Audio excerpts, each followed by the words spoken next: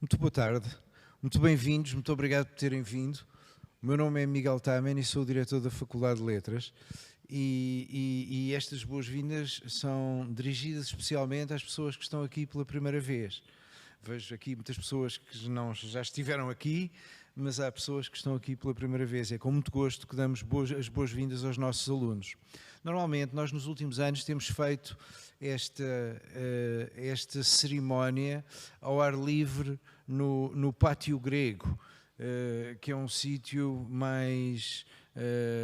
talvez mais agradável, mas hoje a meteorologia está um bocadinho insegura e nós queremos absolutamente preservar a saúde dos nossos recém-alunos. Mal seria que ficassem todos doentes no primeiro dia ou na primeira semana de aulas. Também nestes últimos anos, aquilo que temos feito, em vez de uma coisa mais solene e se calhar mais pomposa, há lugar para ocasiões solenes e pomposas, com certeza, mas em vez de uma coisa mais solene e mais pomposa, temos sempre dado a palavra a alunos nossos e ouvido alunos nossos. Muitas vezes no mundo lá fora há aquela ideia extraordinária de que letras é uma zona obscura e rarefeita que não serve para nada, de pessoas que discutem coisas que mais ninguém percebe. Mas uma das coisas mais interessantes com as pessoas que passam por esta faculdade é a variedade daquilo que fazem, independentemente daquilo que fizeram.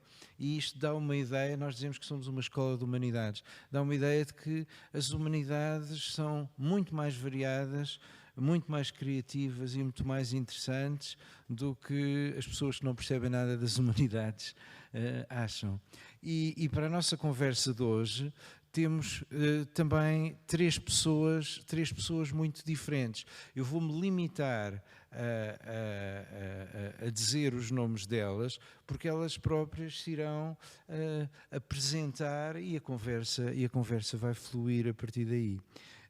Temos aqui à minha direita a Lia Alves, que é aluna do segundo ano de Estudos Clássicos. Parece que ainda há pouco tempo estava no Pátio Grego e agora já está a estudar grego, e que portanto, ainda é aluna da faculdade. E temos a seguir à Lia o Pedro Moreira, que se formou em História na faculdade e que hoje trabalha na Câmara de Lisboa, depois de ter feito muitas outras coisas, mas eu não vou estragar a expectativa. E finalmente, mas não por fim, ou por fim, mas não finalmente, temos aqui à minha esquerda o Pedro Neto, que entre muitas outras coisas que fez, debaixo d'água e em cima d'água, é hoje o diretor da Amnistia Internacional em Portugal. Portanto, como veem, a variedade é grande. Se concordassem, começaríamos esta nossa conversa. Eu iria dar a palavra a cada uma das pessoas simplesmente para se apresentarem e dizerem o que têm feito e aquilo que os interessa, e depois, a partir daí, começarmos ou continuarmos a nossa conversa. Lia, quer apresentar-se e falar um bocadinho de si? Eu sou a Lia, tenho 19 anos, estou no segundo ano de Estudos Clássicos, no perfil de Tradução das Línguas Clássicas, e foi uma enorme surpresa ser convidada para estar aqui, porque ainda no ano passado estava eu desse lado. E para além da faculdade, tenho um projeto online em que falo sobre estudos, métodos de organização, e pronto, tem sido essa a minha atividade nos últimos tempos. Portanto, a Lia estuda coisas clássicas e tem uma vida online. E nós vamos, claro, querer saber mais sobre isso. E temos o Pedro, à direita da Lia.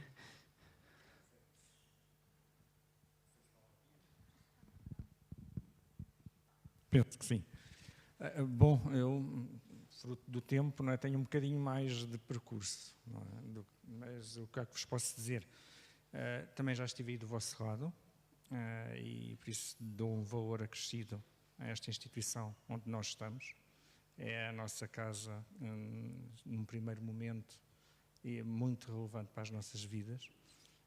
Quando estive cá, com grande prazer, fui convidado para ficar como assistente, na altura, em paleografia diplomática, por razões, muitas vezes, que estão inerentes ao nosso interior. Optei por não ficar, mas tive a sorte de começar a minha atividade profissional na antiga Comissão Nacional para as Comemorações dos Descobrimentos Portugueses.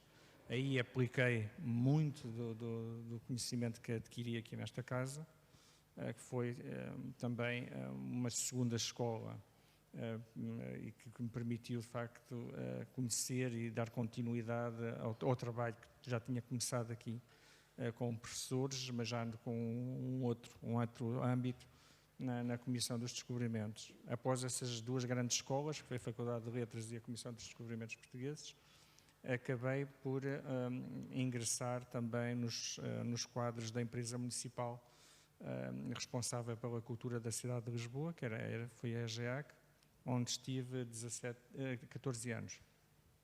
Foi também uma experiência muito boa, já num âmbito mais de gestão cultural, e que me possibilitou também, 14 anos depois, ser convidado para ser o diretor de marketing e de equipamentos culturais da Associação de Turismo de Lisboa, onde estive até 8 de agosto deste ano, após ter inaugurado o Museu do Tesouro Real no Palácio da Ajuda. Decorrente dessa mesma experiência, recentemente, então, o Sr. Presidente da Câmara Municipal de Lisboa, o Engenheiro Carlos Moedas, decidiu que era o momento de fazer mais um novo desafio, e é que estou agora como Presidente do Conselho de Administração da EGEAC, ou seja, voltei novamente à casa, onde tinha estado como Diretor de Gestão Cultural, e agora como Presidente, e lá está, com uma função mais executiva ainda. Isto só para vos dizer, de facto, que ao longo destes anos foi possível um percurso bastante alargado e muito diversificado, correspondente, como disse o professor Miguel, também é que, de facto, o que nós conseguimos obter aqui na nossa casa, aqui na Faculdade de Letras, permite-nos depois também, se assim entendermos, e com um pouco de sorte também e muito trabalho, a desenvolver uma parafernália de situações, muitas delas que nem sempre têm logo a ver com esta componente que aqui aprendemos. Muito obrigado, Pedro. E Pedro, se quiser apresentar-se. Sim, muito obrigado, professor Miguel Taman, pelo convite para estar aqui, de regresso à casa de partida. Vínhamos no corredor e eu vinha a lembrar a primeira vez que entrei na faculdade, talvez se calhar o que também por estes dias a maior parte de vocês também fez, e lembro-me o quão intimidante foi a experiência. Como sabem, esta arquitetura é uma arquitetura que tem a intenção de ser imponente, de ser grande, de mostrar o poder do Estado, e a cidade universitária foi construída nesse contexto. Então eu vinha de um meio muito pequenino, e a cidade mais perto de minha casa era Aveiro, que é uma cidade relativamente nem pequena nem grande, costumamos dizer que tem uma escala humana, e chegar a Lisboa e chegar à faculdade sem conhecer ninguém foi assim uma experiência muito forte para mim na altura, e até difícil de tirem-me daqui, quero ir para casa outra vez.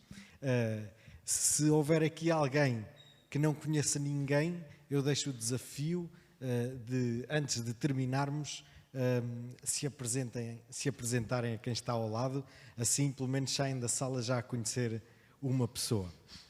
Eu estudei a História variante da Arqueologia, foi na minha altura, entre 98 e 2002, que acaba ali a variante da Arqueologia e começa a ser História e Arqueologia. Não sei se ainda é o nome da licenciatura, ainda é esse agora. E lembro-me que eu vim para a Arqueologia, apesar de muita gente na família me dizer que mas qual é a saída profissional que isso tem? É a eterna questão que também devem fazer a vocês. se estão na Faculdade de Letras. Agora já vamos vislumbrando que, pelo menos para dar aulas no ensino secundário, como há muita falta, se mais não for, será por aí, e mesmo que a paixão seja originalmente essa, muito bem. Mas a minha referência na altura era porque era a minha paixão, era a arqueologia. Gostava mesmo muito de arqueologia. E depois isso também se refletiu nas notas que comecei a ter. Como gostava muito, não me gostava estudar, à exceção de paleografia e diplomática, precisamente, que o Pedro referiu e que está ali o professor Amilcar, e em que eu tinha mais dificuldades, mas isso era também por traumas com o latim no ensino secundário. E, portanto, penso que hoje seria diferente. Hoje, como o professor Miguel também disse, sou diretor executivo da Amnistia Internacional em Portugal e pergunto a vocês o que é que isso tem a ver com arqueologia. E a pergunta é evidente, mas tem muito, porque eu ainda hoje, no meu trabalho, na Amnistia Internacional, utilizo tudo aquilo que aprendi na licenciatura em História e em Arqueologia de muitas maneiras. Por um lado, História dá-me todo um enquadramento que hoje, no tempo das redes sociais e de tudo o que é imediato, nós esquecemos muitas vezes de contextualizar os acontecimentos para os entender. E olhamos só ali para o hoje e para o agora, sem perceber o quadro maior. Em políticas públicas chama-se mesmo a isto o framing, o enquadrar uma coisa para se descontextualizar com o objetivo de baralhar. E a desinformação utiliza muitas vezes este tipo de ferramenta. Portanto, a história deu-me isso tudo. A arqueologia também me deu ferramentas muito importantes para investigar, para perceber aquilo que são problemas de direitos humanos, abusos de direitos humanos e que, imaginem, num exemplo que é agora muito presente nas memórias de todos nós, em que temos falados de crimes de guerra que estão a acontecer na Ucrânia. E esses crimes de guerra têm que ser documentados e provados para depois se fazer justiça com eles nas instâncias devidas. E muitas vezes os métodos de investigação no terreno desses acontecimentos são os mesmos dos da arqueologia. Apesar da arqueologia estudar acontecimentos com vestígios mais raros e que aconteceram há mais tempo que um conflito que ainda está a decorrer, a metodologia é semelhante. E, portanto, muito da licenciatura que eu fiz, que foi a primeira, depois seguiram-se outras pós-graduações, mestrados e estudos de doutoramento, mas aí foi a casa de partida, o ponto de partida que deu para o resto. É por isso que também vos digo hoje que estudem aquilo que gostem, aproveitem muito tudo aquilo que vão aprender aqui, quer com os professores, quer com os colegas, quer com a cidade, e porque o futuro pode estar muito alinhado diretamente naquilo que vocês estão a estudar agora, ou não, e não tem problema nenhum. Aproveitem tudo o que possam para se capacitarem o mais possível, porque o mundo amanhã, e amanhã é quase literal, porque passa num instante, como vimos aqui, vai precisar muito de vocês para se tornar num lugar melhor. Muito obrigado, Pedro. No caso do Pedro, no fundo contou uma história acerca da relação entre aquilo que ele fez aqui e aquilo que ele veio a fazer a seguir. É uma história plausível, há evidentemente uma relação, mas eu fico sempre intrigado com aqueles casos em que à primeira vista não parece haver nenhuma relação, e o caso dali é um caso evidente. Explique lá um bocadinho melhor a sua existência online, para depois falar de estudos clássicos. O que é que uma coisa tem a ver com a outra? Em primeiro lugar, eu percebo que à primeira vista seja um grande choque se eu estudo coisas tão antigas e depois utilizo uma plataforma tão recente, ou plataformas. Eu trabalho com as redes sociais no Instagram, no TikTok e no YouTube. Tenho, não sei se conhecem o conceito de Studygram, mas é basicamente uma página no Instagram em que eu falo sobre estudos. Estudos, métodos, o que é que quer dizer estudos? Especialmente sobre métodos de estudo, métodos de organização de tempo, de gestão de tempo, de organização, e basicamente é esse o trabalho que eu tenho feito. E depois, claro, também mostro a minha rotina aqui na Faculdade de Letras, mas falo principalmente com este grande foco de dos métodos de estudo, como é que se estuda, como é que se gera o tempo e a forma prática de o fazer, basicamente. Olia, como é que descobriu como é que se estuda? Em primeiro lugar, sou filha de professores. Mas para além da minha experiência, eu procuro sempre muito basear-me em artigos científicos, em entrevistas com profissionais das mais variadas áreas, desde professores a psicólogos, a tudo e mais alguma coisa. E, portanto, tem sido um bocadinho a junção daquilo que tem sido a minha experiência, da minha investigação e também da experiência destes profissionais. E pronto, e antes que perguntem, não existe uma forma só certa de estudar. Mas pronto, basicamente é esse o trabalho que eu tenho nas redes sociais. Claro que falo também um pouquinho sobre a minha licenciatura, porque é a forma mais prática que eu tenho de vos mostrar como faço isso. E posso dizer Claro. onde é que começou este projeto, por exemplo? Claro, com certeza. Foi na altura da quarentena, logo na primeira, e foi uma altura que foi muito complicada em minha casa, porque nós somos muitos e foi complicado gerir as aulas online e os meus pais também são professores, então foi mesmo uma complicação. E nessa altura foi quando eu comecei a pesquisar mais sobre esta questão de como é que se estuda. Ainda por cima, estando online, é muito diferente ter uma aula, como todos devem ter essa experiência online ou presencial. E nessa altura tive a curiosidade, conheci uma conta assim do género e decidi começar o meu projeto. Não fazia a mínima ideia que ia chegar onde chegou, nem tinha pretensões disso. Mas não seja modesta, diga lá onde é que chegou. Quando eu digo trabalho com as redes sociais, é de facto trabalho com as redes sociais. Tornou-se o meu emprego, basicamente, eu sou a minha chefe, mas é mesmo, é uma fonte de rendimento. Trabalho tanto com parcerias com marcas, com outras pessoas e também por conta própria, basicamente. Portanto, é o meu emprego. Mas isso dá-lhe tempo para os estudos clássicos. Dá sim. E E para outras coisas também. E para outras coisas. Há bocadinho entrou ali no meu gabinete com a Ilíada debaixo do braço e eu pensei, isto não é a pessoa típica das redes sociais.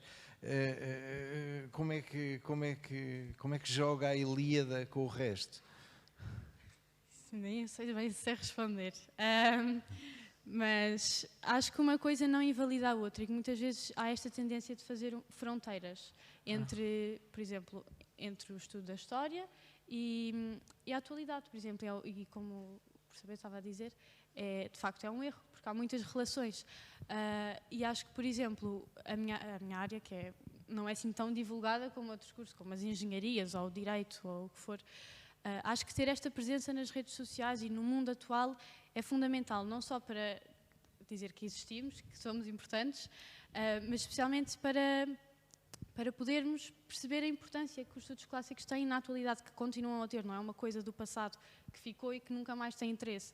E, por exemplo, eu não acho que o latim seja uma língua morta, nem o grego. E acho que, especialmente por isto, ter este papel nas redes sociais, que é uma coisa tão atual, é fundamental por todas estas razões, porque não são coisas que estão mortas, não são coisas só do passado, são coisas que envolvem e que implicam intrinsecamente o presente. E, portanto, eu acho que é mesmo como é que implicam intrinsecamente o presente? No meu caso é evidente, mas, por exemplo... O que é que ler a Ilíada tem a ver com o presente? A não ser que seja a guerra da Ucrânia. Podemos ir a uma aula de literatura grega falar sobre o assunto, mas, por exemplo, a Ilíada, aquilo que eu gosto mais é perceber o homem com H grande, a presença humana, que aquilo foi escrito há tanto tempo e continuam a ser as nossas preocupações hoje em dia, com um contexto diferente, mas continua a ser aquilo que nós passamos hoje em dia, aquilo que nós nos questionamos. A Guerra de Troia foi há milhares de anos, mas no fundo continua a estar tão presente na cultura, nas notícias de hoje em dia, em tanta coisa, até me custa falar disto assim, mas acho que é mesmo muito importante perceber que estas fronteiras são irreais, são invisíveis, não é aquilo lá do passado e agora isto no presente. E acho que é muito importante termos mesmo esta relação, por todas estas razões. Muito obrigado. Essa relação entre passado e presente está com certeza muito presente na atividade do Pedro. Museus, planos culturais, atividades culturais, têm a ver tudo com essa ligação. Sem dúvida. É que o problema é que, contrariamente à Lia, é não ter tempo. não é? E de facto aí infelizmente perdemos um pouco o tempo, porque estamos uma gestão de uma empresa que neste momento talvez é das maiores empresas que Portugal tem na vertente da cultura. Ganha uma dimensão muito grande, por isso neste momento são 450 pessoas já em termos de trabalho, e com um universo muito, muito diversificado.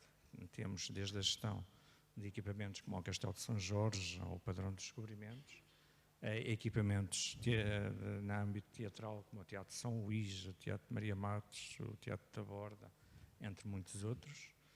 Temos as galerias municipais, temos a grande parte dos museus também municipais, bibliotecas, para além de depois de toda a vertente de programação em espaço público, do qual vocês, possivelmente, aqueles que vos vêm logo à memória, são as festas da cidade de Lisboa, com tudo o que isso implica em termos de escala, por isso, no qual as 450 pessoas diretas passarão a ser vários milhares de indiretos.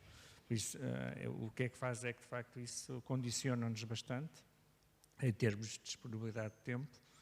Eu gostava muito de fazer também pesquisa, agora praticamente não tenho tempo nem para ler um livro, embora procure sempre fazê-lo, mas sim, temos que ler estudos, temos que analisar estudos. Ainda ontem, como estava-vos a dizer, acabámos mais uma grande tarefa, que foi já preparar o orçamento para 2023, por isso algo que de facto não é tão apelativo, mas que é fundamental depois para a concretização da atividade da empresa. Mas justamente, na sua vida há uma componente de gestão e gera muitas coisas diferentes, e espaços e pessoas, mas ao mesmo tempo também tem ideias sobre o que fazer nesses espaços e com essas pessoas. Sem dúvida, isso é a coisa que de facto nos dá um maior grau de contentamento. Esta empresa tem esse dom de, para além de poder associar a questão da gestão pura e dura à componente da criatividade. E isso é, de facto, muito apetitoso para todos nós, porque conseguimos depois sim aplicar os conhecimentos que ao longo destes anos nós temos adquirido. E mais do que isso, conseguimos intensificar algo que é muito importante, que é a relação com pessoas. E é isso que muitas vezes é muito enriquecedor, porque todos nesses contactos contínuos e diários que temos com um conjunto tão diversificado de pessoas de muitas áreas, permite-nos então crescer também. E como estávamos há pouco a falar, o estudo já não é da maneira como nós muitas vezes o assumimos aqui na faculdade, mas é um estudo e um conhecimento constante. Como é que o Pedro aprendeu a fazer aquilo que sabe fazer? Eu acho que, em parte, muito daquilo que aprendemos aqui na faculdade. Eu lembro-me que havia uma disciplina que muita gente tinha medo dela, porque ela implicava, até porque tinha, de alguma forma, professores um bocadinho mais rígidos, que era a metodologia de história. E essa disciplina, que muitas vezes nós não damos logo o valor, ela é-nos essencial depois para toda a nossa atividade, porque ela ensina-nos também e leva-nos a aprender formas exatamente de encarar, de gerir o tempo, os processos que são fundamentais para a nossa atividade profissional, seja ela qual for. E como viram, a minha então ainda tem sido o mais diversificada possível, mas está lá sempre presente, ou seja, e é isso que talvez tenha sido a minha mais-valia ao longo de toda a minha atividade profissional, foi exatamente isso, é que essa metodologia que nós aprendemos aqui, não é, manteve-se sempre enraizada e permite-me, de facto, gerir um conjunto tão grande de ações em simultâneo e de forma tão diversificada, que é muito significativo. Depois é outra componente, que é a questão da memória. Não é? E aqui, não é, na Faculdade de Letras, nos nossos anos de aprendizagem, nós também soubemos geri-la e mais do que isso, muitas vezes armazená-la. Ora, para quem quer exatamente entrar no mundo do trabalho e ter exatamente este tipo depois de funções, a questão de memória é vital, seja ela virtual exatamente, também, porque hoje em dia também são instrumentos que de facto são muito importantes para nós, mas seja outra memória vivida que vai permanecendo em nós e que nos permite, com os conhecimentos e com a aprendizagem, com os erros também, atenção, isso também é importante, mas também aprendemos muito com os erros, mas permite-nos depois gerir melhor os novos desafios que nos colocam ao longo da vida. Muito obrigado. A memória tem a ver com a Amnistia Internacional, suponho. Tem, muito, muito.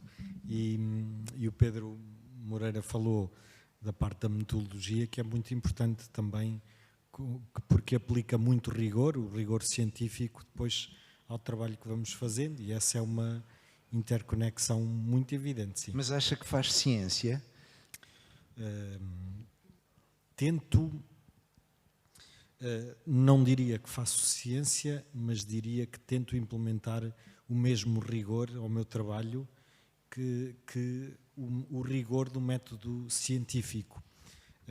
E creio que é daí que também pode vir a credibilidade e a mais-valia daquilo que, enquanto organização da sociedade civil, damos depois às pessoas. Como a Lívia dizia, está a comunicar algo às pessoas, nós também.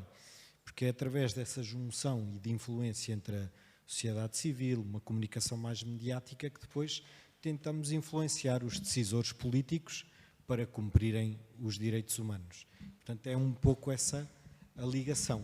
Não fazendo ciência, tento fazê-la aplicada ao presente.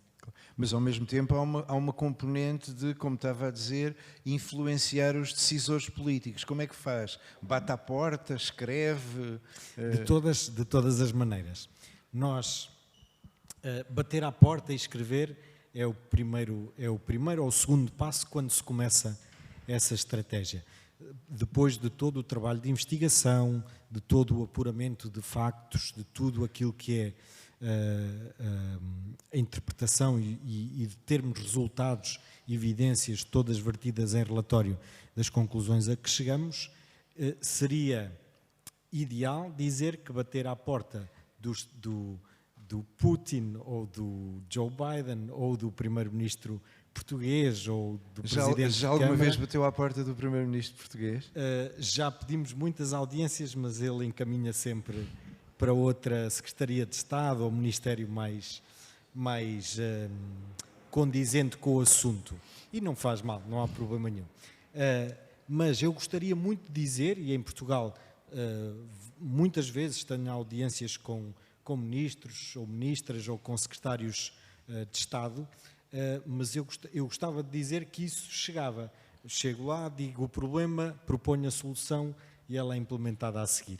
A maior parte das vezes isso não funciona, nem em Portugal, muito menos no mundo. Claro. E é aí que entra a parte das campanhas, da mobilização, do ativismo, porque os políticos e os governantes, há uma teoria em ciência política que diz que um político fará o mínimo possível que garanta para que volte a ser, que lhe garanta voltar a ser reeleito ou reeleita.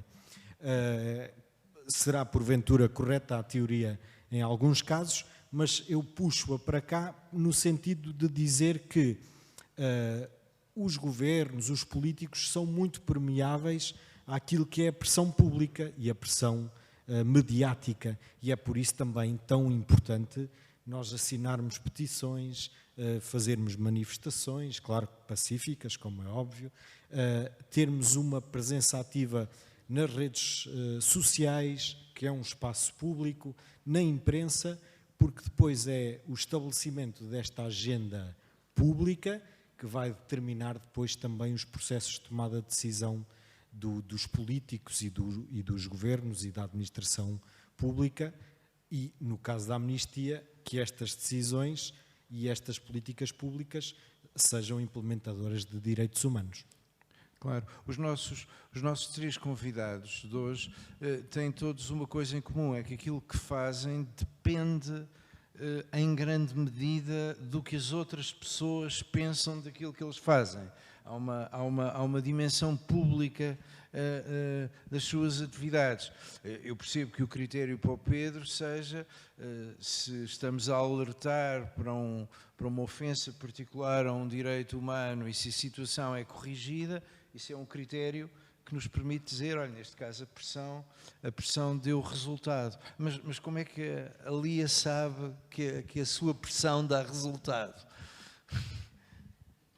Eu tenho uma pressão um pouquinho diferente aqui do Pedro, mas em primeiro lugar, pelas respostas que tenho tido, pelas interações que tenho com as pessoas, e depois em segundo lugar mesmo, pessoas que vêm ter comigo e me dizem que tinham estas notas ou estes resultados e agora então com as colocações, pessoas a dizerem que entraram na universidade, que eu fiquei muito contente. E agradecem-lhe por terem ensinado a estudar. Sim, alguns quem eu dou explicações, outros por outros materiais que eu disponibilizo.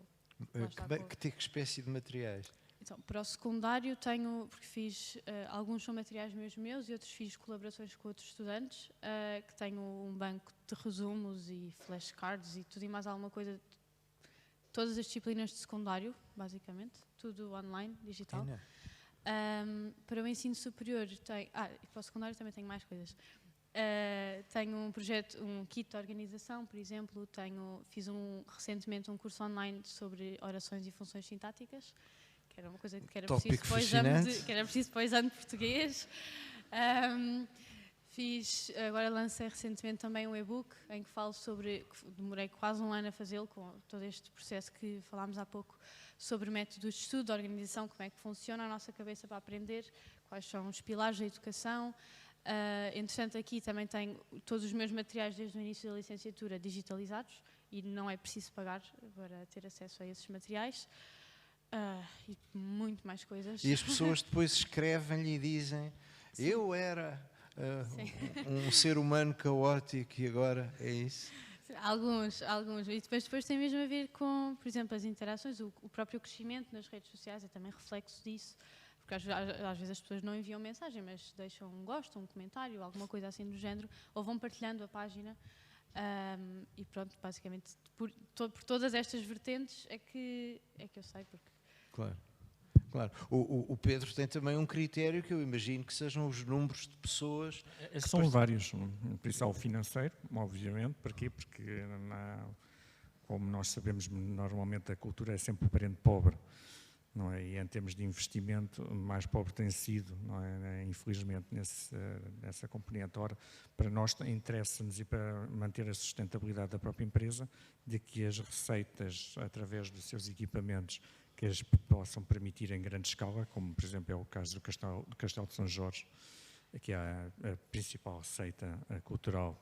As pessoas quando vão ao castelo pagam e esse dinheiro dá para... E permite não só a manutenção óbvia do próprio castelo, não é, ao longo do tempo, mas mais do que isso, permite alimentar depois todo um conjunto de equipamentos que não são rentáveis em termos financeiros. Mas nós, a parte financeira não interessa só, por isso também nos interessa a parte qualitativa, e nomeadamente presença de públicos. Vou-vos dar um exemplo. Um dos programas que nós desenvolvemos logo após as festas de Lisboa é o chamado Lisboa na Rua.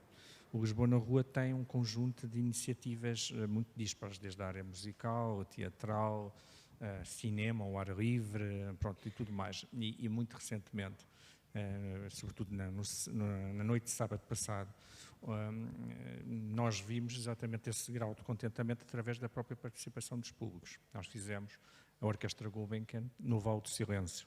Não é?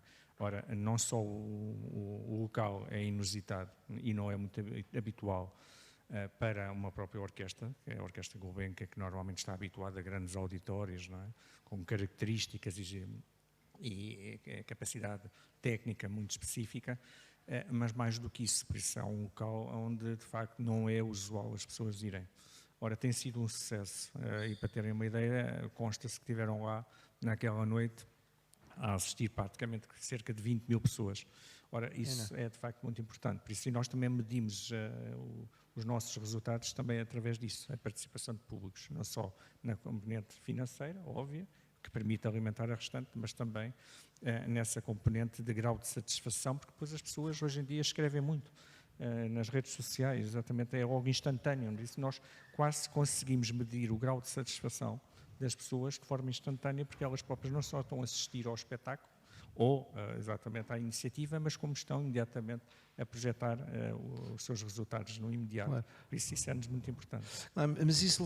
Mas isso levanta uma outra questão interessante, evidentemente. Precisamos do público, precisamos das outras pessoas, precisamos da opinião das outras pessoas, mas há uma dimensão da nossa formação numa universidade ou numa faculdade como esta que, tendo a ver com as outras pessoas, é essencialmente uma coisa que acontece primeiro connosco, que é uma espécie de atividade solitária, de atividade intelectual solitária. Não sei se concordam comigo, mas muitas vezes existe um problema, uma tensão entre aquelas coisas que fazemos completamente sozinhos, ler, estudar, pensar, ter uma ideia, e aquelas coisas que depois fazemos não necessariamente de uma maneira profissional e que implicam outras pessoas. Hoje muitas vezes diz-se que as formas de socialização mais frequentes podem sacrificar esses momentos mais privados de concentração, de intensidade intelectual. Como é que o Pedro gera isso? O que é que resta? Quer dizer, existe uma relação entre a sua formação e o que faz, como explicou, mas ainda faz coisas sozinho. Sim. Sim, até mesmo por estratégia de sobrevivência. Eu na altura, o professor deu a dica há pouquinho e eu agora continuo também a história. Eu vim para Lisboa e não para outra faculdade de estudar arqueologia, independentemente da distância até casa, porque gostava muito também da arqueologia subaquática. E sendo o Centro Nacional de Arqueologia Subaquática cá em Lisboa, pois para também estar perto, ir estudando e treinando, e depois os primeiros anos, a seguir à minha licenciatura, os primeiros anos de atividade profissional foram precisamente em arqueologia subaquática. E isto era um tempo também de silêncio, porque debaixo d'água não falamos, apesar de que hoje há tecnologia que permita isso, não falávamos, era muito por gestos que se fazia todo o trabalho e era preparado cá em cima como normal, antes de ir para a escavação debaixo d'água. Eu creio que, apesar de todas as solicitações que hoje há e que facilmente nos distraem nas redes sociais, facilmente damos cabo de uma hora a fazer nada de especial, sem nos apercebermos. E é preciso também alguma atenção e autodisciplina. Mas eu creio que num mundo em que está tão cheio de vozes, e muitas delas polarizadas e barulhentas, que muito do que há para dizer já foi dito, é uma regra também de trabalho académico, é nunca acharmos que vamos escrever em algum trabalho académico, seja para alguma cadeira ou para alguma tese, que nunca ninguém tenha dito. Provavelmente podemos fazer plágio sem querer, por acharmos que estamos a ter uma grande ideia. Pesquisem, porque provavelmente já alguém disse, e citem. No mundo do dia-a-dia, eu creio que é a mesma coisa. Eu procuro uma velha máxima de que, se não tivermos nada de útil a acrescentar, o silêncio é mais valioso. E mesmo quando falamos, quando falamos ou pensamos, ou melhor, quando falamos ou comunicamos para os outros, há uma produção que primeiro tem que ser feita de modo solitário. E, portanto, é isso mesmo. Quando no trabalho a agenda nos come o tempo todo, parece que ficamos vazios, sem nada para dar aos nossos colegas, e se temos cargos de liderança, parece que não temos com o que guiar e parece que não aprendemos nada de novo. Ainda faz mergulho? Ainda faço mergulho, sim. E como é que é estar debaixo d'água, um arqueólogo estar debaixo d'água? Como é que é isso? É uma maravilha, porque como arqueólogo parece que havia uma apetência para os trabalhos de estudos de impacto ambiental serem no mês de janeiro e serem em águas nada paradisíacas. Portanto, era contextos portuários, a Ria de Aveiro, águas quase que ter os olhos abertos ou fechados era a mesma coisa em termos de visibilidade. Portanto, agora, quando mergulho por lazer, a experiência é um pouco diferente. Claro que não tem a adrenalina e o gosto de estar a investigar arqueologia, mas é uma questão de muito maior lazer e que me dá muito gosto também, porque geralmente é nas férias, é em águas mais transparentes e, portanto, a experiência é muito boa. Mas, professor, vale a pena dizer que esse costume, entre outras coisas que vou fazendo, como continuar a ler livros de história, é uma coisa que me recentra muito e que me ajuda a recentrar-me e a fundamentar os pés no chão para depois saber para onde vou. Claro, porque eu imagino que a Lia tem alturas em que, nas suas atividades online, a preocupação das outras pessoas é muito importante, está a querer dizer coisas a outras pessoas, a querer contactar com elas, mas tem alturas em que se tem que concentrar absolutamente naquilo que tem diante de si e as outras pessoas não existem. Ou estou a exagerar? Não, de todo. É exatamente isso, é uma descrição perfeita. A maior parte do tempo ou do meu dia, tenho que estar sempre nesta dualidade entre estou a trabalhar, estou nas aulas, estou no que for, mas ao mesmo tempo também posso, mas ficar, por exemplo, uma semana sem publicar nada no Instagram. Tenho que publicar diariamente, várias vezes ao dia. E, portanto, muitas vezes, por exemplo, na última semana de semestre, é complicado. Claro. Mas, por exemplo, para isso, costumo ter sempre um arquivo de trabalho já feito para essas alturas em que não vou ter tempo. E, para além disso, há sempre, pelo menos, uma altura no dia, geralmente ao final do dia, em que acaba a rede social, é um interruptor na sua cabeça? Ou... Mais ou menos. Por exemplo, no tempo de férias ou nessa altura de final do dia, eu digo mesmo, vou esquecer-me do Instagram ou vou esquecer-me da faculdade, porque é um momento para descansar, para estar sozinha ou com a minha família.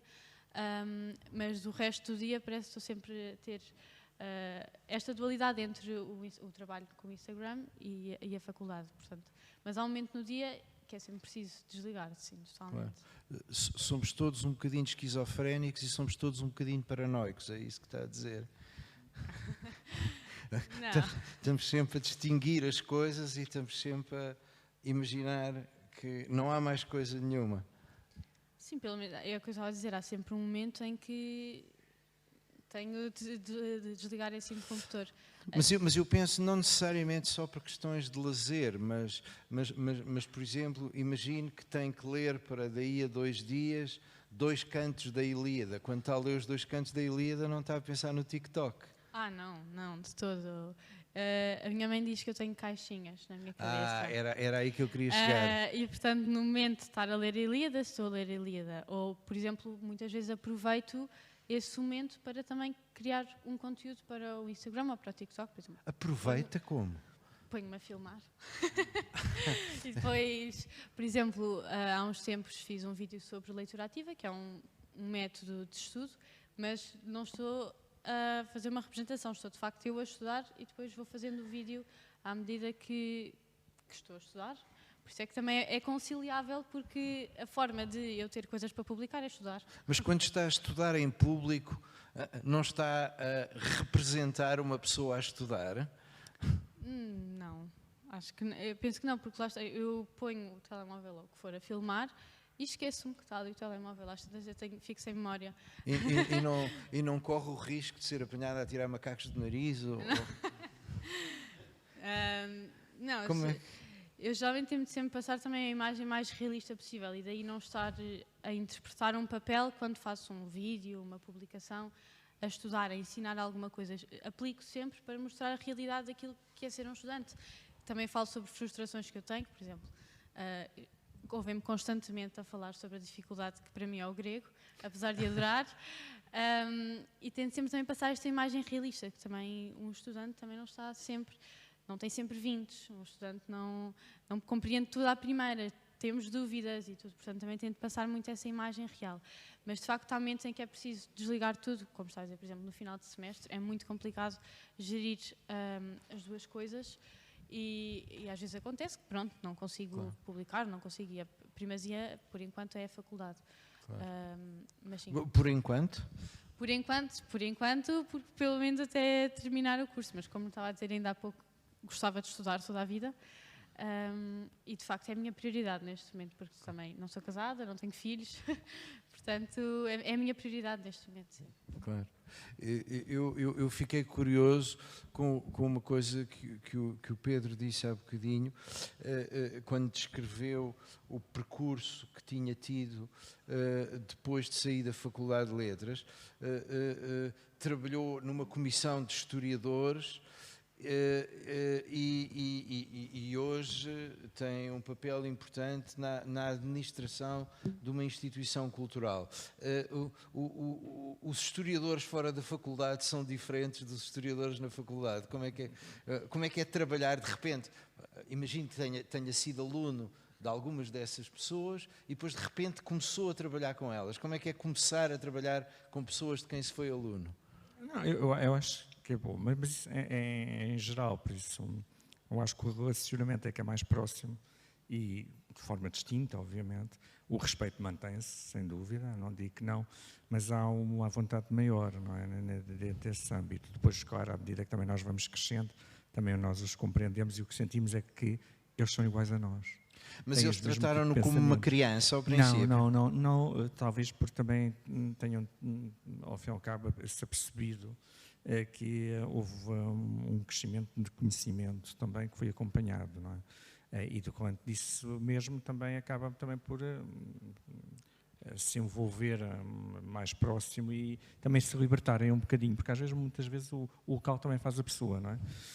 E é isso que acontece. Eu, felizmente, que tenho primado pela possibilidade de contactar com todos os presidentes da República até este momento, com todos os primeiros ministros até este momento, com os vários ministros, e aquilo que eu posso vos dizer e partilhar convosco, sem dúvida, é que eles são iguais a nós, têm o mesmo tipo de pensamentos, o que têm é uma responsabilidade distinta, não é? E neste caso, quando nós estamos em lugares de liderança, o que eu vos posso dizer é que somos talvez os seres mais solitários que existem. Porquê? Porque temos que tomar decisões. E ao termos que tomar decisões, na maior parte das vezes, tem que ser quando estamos sozinhos. Podemos ter equipas muito grandes, mas há momentos que, de facto, estamos sozinhos na decisão. Depois o que vamos a fazer é partilhá-la. Eu vou-vos dar um exemplo, talvez, também para não me alongar muito, mas para terem uma ideia. Neste momento, uma das questões que nós estamos a abordar e a trabalhar será, então, na programação do espetáculo da passagem do ano. Porque é que eu estou-vos a dizer isto? Porque é algo muito criativo, não é? É algo muito engraçado.